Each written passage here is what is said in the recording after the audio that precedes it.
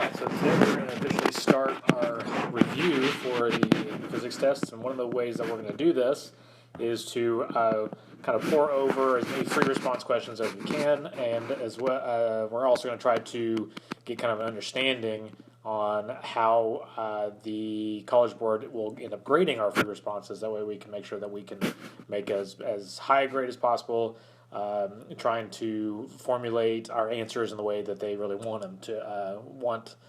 them to look. So what we're going to do today is basically known as a grading workshop. We are going to develop a rubric for how to grade a free response question and see how we compare to what the official rubric looks like. So you should all have a copy of this free response question. And what we're going to do first is we're going to give you 25 minutes. So the sub will put 25 minutes up on the clock, up on the board. And you are going to work on this problem alone for 25 minutes, because it does say the suggested time here is 25 minutes. You're going to work on it alone. You're going to try to get all the way through it. You are going to get yourself an answer. Then once those 25 minutes are done, you will spend the next 15 minutes. You'll get a clean copy of the free response question. And in your groups, you will pool your answers together and create kind of a group response to this free response question. So I will come back on this video in, I guess 25 and 15, in about 40 minutes. So we'll pause the video, and then once you are done with the 25 minutes of working alone, then you'll do the 15 minutes of working as a group, and then I will come back on this video. So go ahead and pause the video real quick.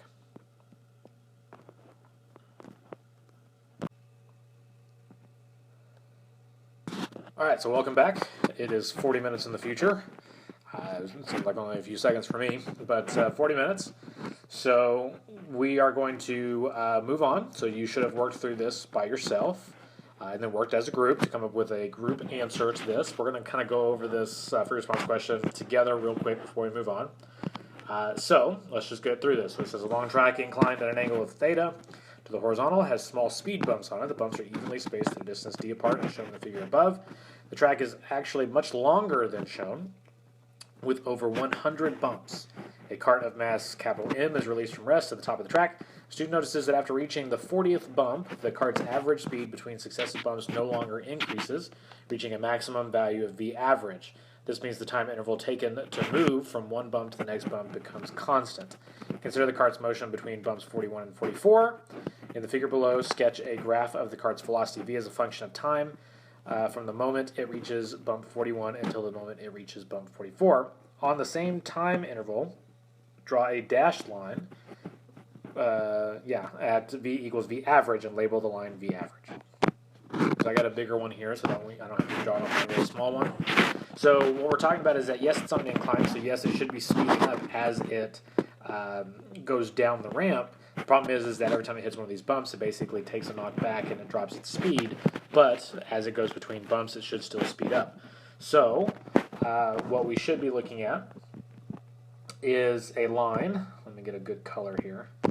So right before the 41st bump, we should be at a maximum speed, but we'll drop down to some low speed, or just after the bump, and then we will start to accelerate again, accelerate, and then we'll drop down again. I'm doing that wrong. Okay, accelerate, and then we'll drop down real quick right after the bump, accelerate, and we'll drop down again after the bump, keep going up, and you can see it just keeps on going and going and going, and just after that bump, we drop down again. So in between the bumps, we have a constant acceleration. And then once we hit the bump, we have a massive drop in the speed, taking us down to a lower level. So what would V average be? Well, V average is basically just that. It is an average between that top and the bottom. So if we were to draw in a dashed line, it would be right in the middle, and I can draw this better. There we go, in the middle. And then we would label that V average.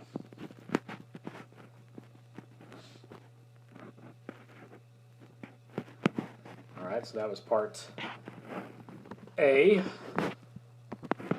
So suppose the distance between the bumps is increased, but everything else stays the same. Is the maximum speed of the cart now greater than, less than, or the same as it was when the bumps are closer together.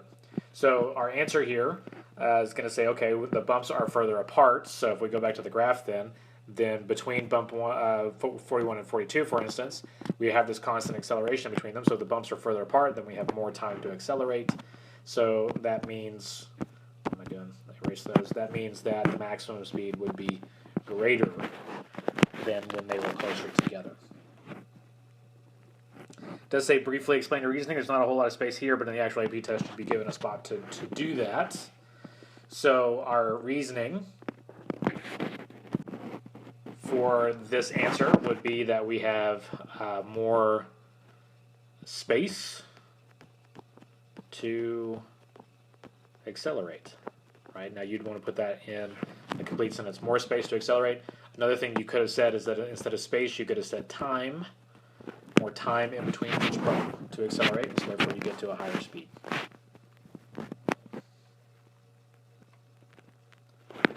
Let's take a look at part C. With the bumps returned to the original spacing, the track is tilted to a greater ramp angle theta.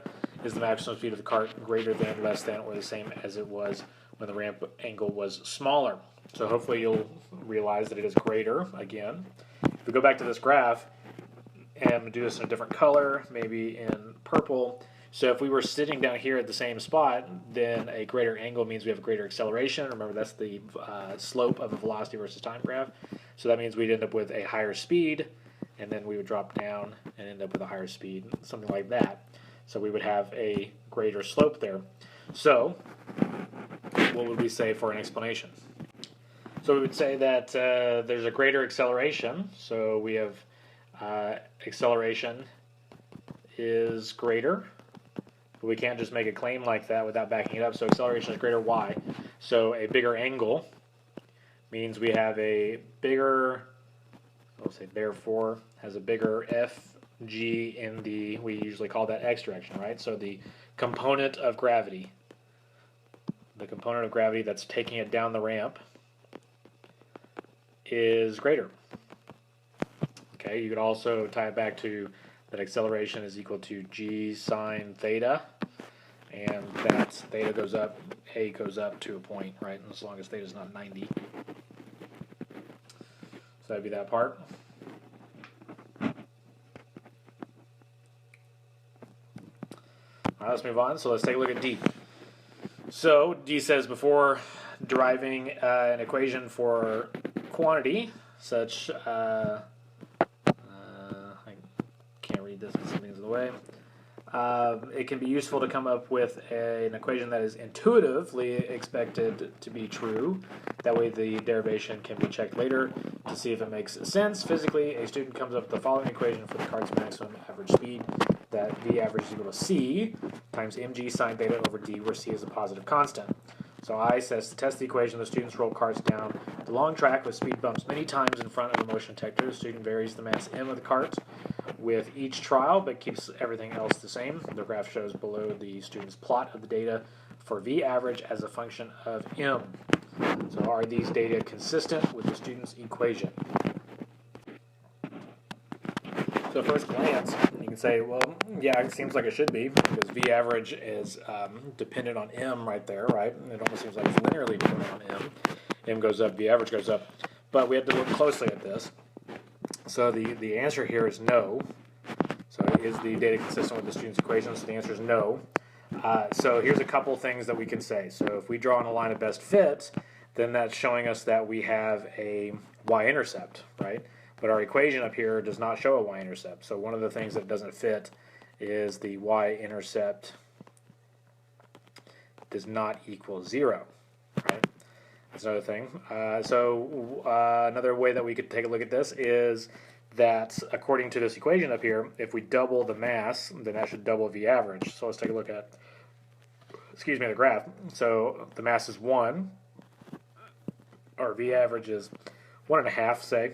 So if we were doubled it, then mass 2 should give us a velocity that's 3, and we don't see that. We see that just barely above 2. So doubling the mass does not double the V average like the equation says. So let's say twice the mass does not equal twice the V average like the equation says it should. so that doesn't work out. So another student suggests that whether or not the data above are consistent with the equation could be incorrect for other reasons. Does the equation make physical sense?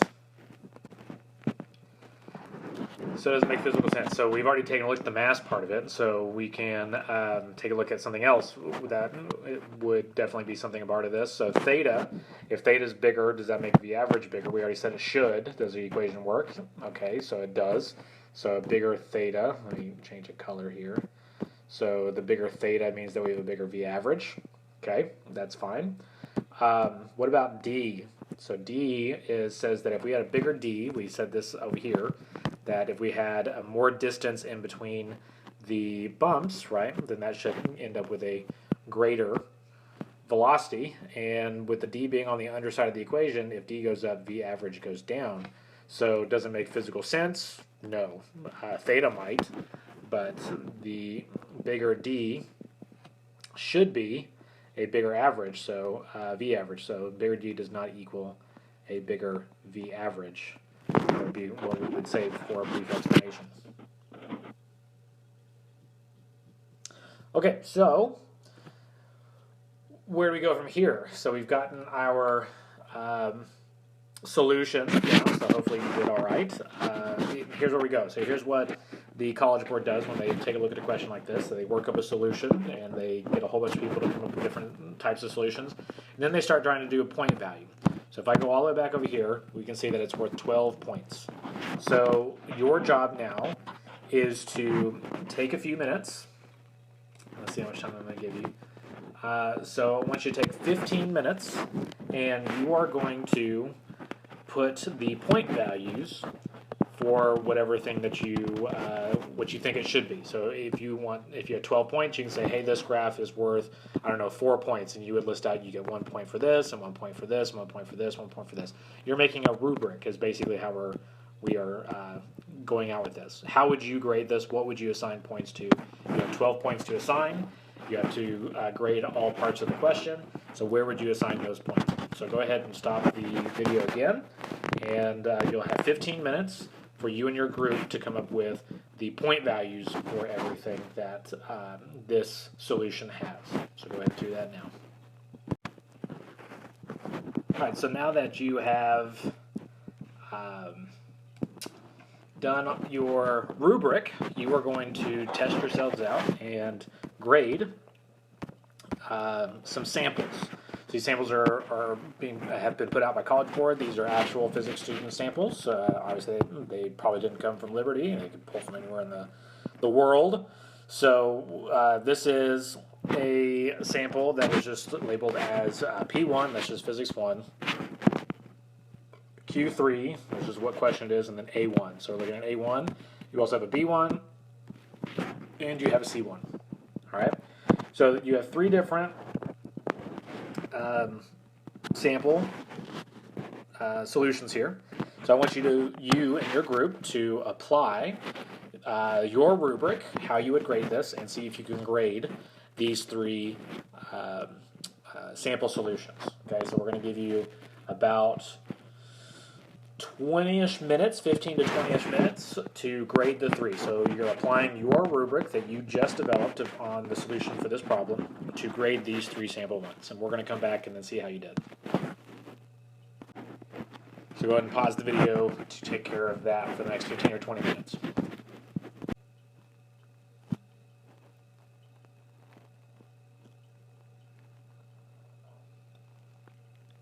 All right, so welcome back. So before we get into those sample rubrics, let's actually go over the rubric for this particular question that College Board created. So we're going to go all the way back to the beginning and say, okay, we got these 12 points. So where did College Board put those 12 points? So I'm looking at the rubric right now, so bear with me as I'm telling you what the point values are. So this graph was worth 3 points. All right, it's worth 3 points. So the first point was for having a constant upward slope in each segment between bumps. So having this constant upward slope, so positive constant slope. So that was worth 1 point. All right, and that was in between the bumps. Okay, next point, for having the velocity reset abruptly at each bump. i.e. as a sawtooth function, not a sinusoidal curve to a minimum positive value that is the same for each bump. So there's a lot in that point. So you had to make sure that your lower value was always at the same value or roughly the same value, and just after the bump you reset to that value every single time. So V min being the same, and that reset was worth a point. Okay, the last point for here is for having the same maximum value in each cycle that occurs near the bump. This point can be earned for a sinusoidal curve with peaks at the bump time. So that means if you didn't earn the second point, you could have earned the third point if you drew it as a sine graph. So having that V max all being at the same place was worth a point. Notice how they did not put a point on where the V average was, but that V average actually comes in to the second part. So this was just part I, that was 3 points. So part double I is for drawing in the V average line.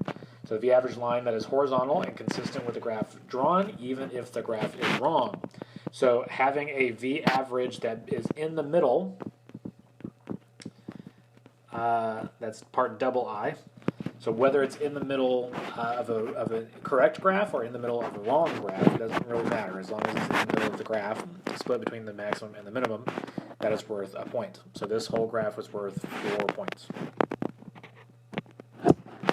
Okay, if we're moving on to part B. So part B was worth 2 points. Okay, part B was worth 2 points. What were the 2 points for? So the first point was for indicating that there is more time between bumps. So more time between bumps. And then the next point is for connecting that cart has more time or more distance to accelerate between the bumps. So putting that increase in time to an increase in acceleration or more time to accelerate would give you a bigger distance. That was where the 2 points were. So our 2 points for those there. Notice how just putting greater than did not earn you a point. Okay? It specifically says in the rubric, no points are earned if the correct answer is selected, but the explanation is completely incorrect or there's no explanation. No points are earned if the wrong answer is selected. So you have to put greater than, but you can't just put greater than and expect to get a point for that. All right, part C. So it's greater than as well. It is also worth 2 points. All right, so 2 points. So what are we up to? 4 from part A, and then 4 here. So that's 8 points of our 12. So what are these points for? So it says for indicating that the acceleration is greater. So that was worth a point. The acceleration is greater. And then for indicating that the component of the gravitational force increases. So FGX increases. That is worth the second point. They offer up alternate solutions on these that you could actually explain both of these using energy if you wanted to. Having a greater gravitational potential energy difference results in a higher kinetic energy, that sort of thing. My head goes towards kinematics more than energy in this particular one, but you could have done it that way as well. So let's take a look at part D. So for part DI, it is no. So for indicating that V average is not proportional to M. So this statement right here, right, and this was worth 2 points. Part I was worth 2 points. So it was saying that twice the mass does not equal twice the average, so it means it's not proportional. It was worth a point. And then for connecting the equation to the data, that was worth a point. So that's a very vague thing to say, for connecting the equation to the data. But that's basically saying we pointed out the fact that at 1 it was at 1.5, and at 2 it was barely over 2. So that's the data. And then the data is not going with the equation, saying that the equation says it should be directly proportional, and the data is not showing that. So that's where the 2 points are for. And then for part double I is our final 2 points. Final 2 points down here. And you get the first for indicating that the distance dependency is incorrect. So the fact that if D increases, V average should increase. And then for indicating that according to the equation, greater D leads to a smaller V average. So I didn't actually write that down, so I probably wouldn't have gotten that second point here. So we have that greater D doesn't equal a greater V average, which is what we expect. But what we should say in this as well is that a greater D in the equation leads to a smaller V average, which is incorrect. there's an example statement here that what a good solution would look like.